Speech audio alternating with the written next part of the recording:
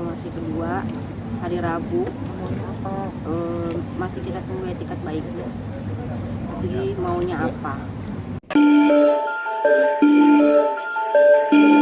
Macam atau seperti apa? Awalnya udah etikat baik, kasih untuk kekeluargaan, tapi kemarin ditunggu sampai 2 kali nggak datang. Baru sekali nggak datang. Yang kedua kali ditunggu juga nggak datang. Tapi nanti mau dibikin surat somasi kedua hari Rabu. Masih kita tunggu etikat baik.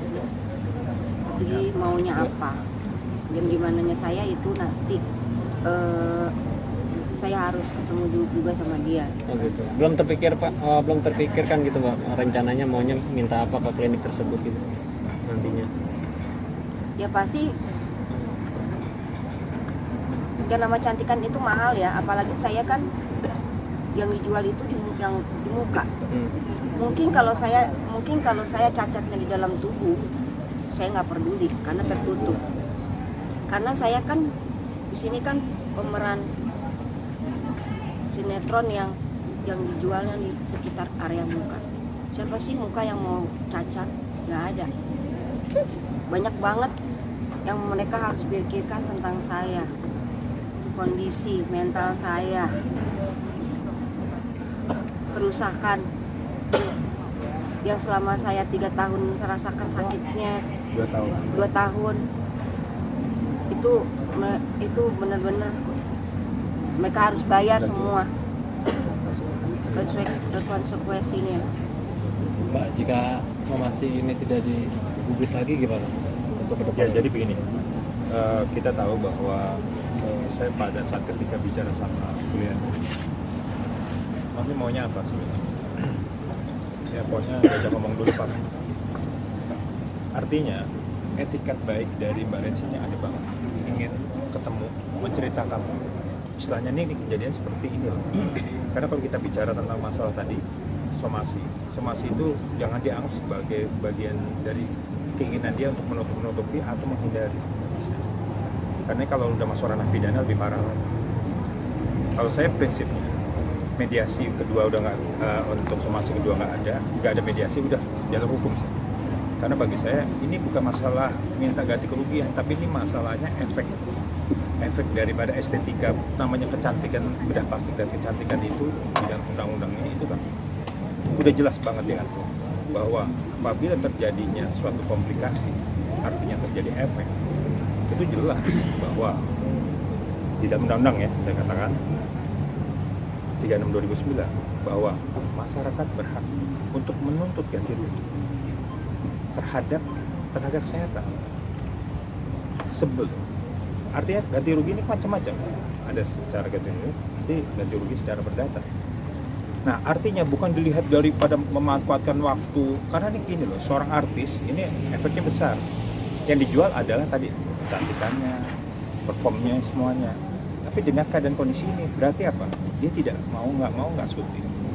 Pembayaran yang dilakukan itu terhenti. Apalagi dengan keadaan COVID ini ditambah lagi kontrak-kontraknya ini aja kan ada penaltinya. Kalau pada saat besok nih kontrak layar lebarnya dan sinetron nggak jalan, penalti juga ada.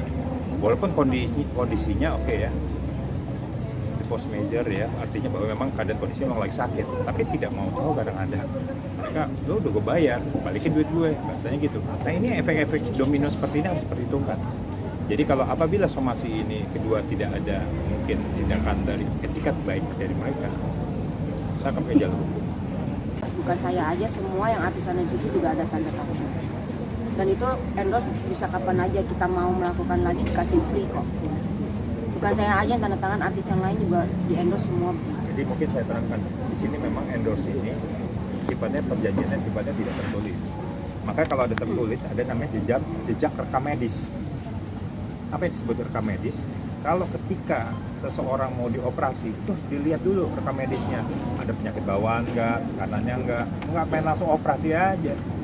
Di situ kalau kalian, maka kita akan lihat ada nggak medical record, diagnosanya ada nggak medical record, ada nggak rekam medisnya, itu yang paling penting.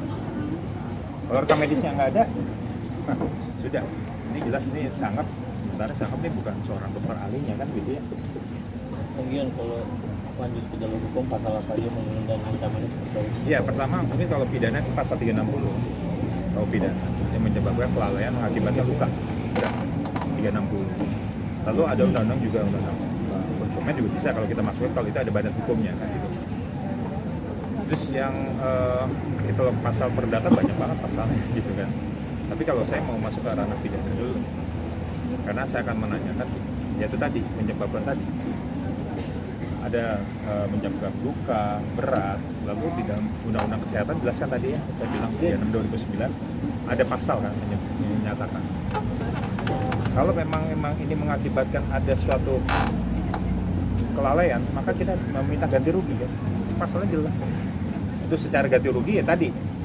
Bukan berarti kita bilang, oh ini jangan-jangan mumpung seakan-akan kayak kita mau meres, oh nggak ada gitu.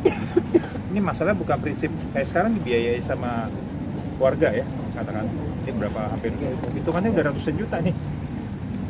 Ini ratusan juta nih.